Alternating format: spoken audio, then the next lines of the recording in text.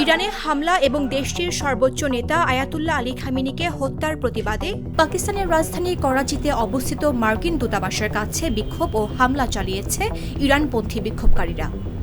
সে সময় নিরাপত্তা বাহিনীর গুলিতে কমপক্ষে ৮ জন নিহত হয়েছেন, খবর এএফপির। স্থানীয় সময় রোববার করাচিতে বিক্ষোভের হতাহতের বিষয়টি করেছেন ইধি ফাউন্ডেশন উদ্ধার পরিষেবার এক মুখপাত্র। ইধি ফাউন্ডেশন উদ্ধার পরিষেবার মুখপাত্র মোহাম্মদ আমিন বলেন, বেশিরভাগেরই গুলি লেগেছে। আমরা কমপক্ষে ৮ জনের মৃতদেহ করাচির সিভিল হাসপাতালে স্থানান্তরিত করেছি এবং এই ঘটনায় আরও ২০ জন আহত হয়েছেন।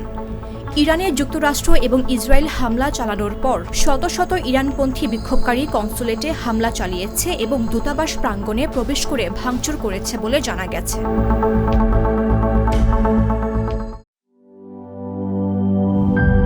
গ্লিটারের টুইন লেমন ও অ্যান্টিব্যাকটেরিয়াল ফর্মুলা বাসনকে চকচকে জীবাণুমুক্ত করে আমাদের দেয় গ্লিটার গ্যারান্টি।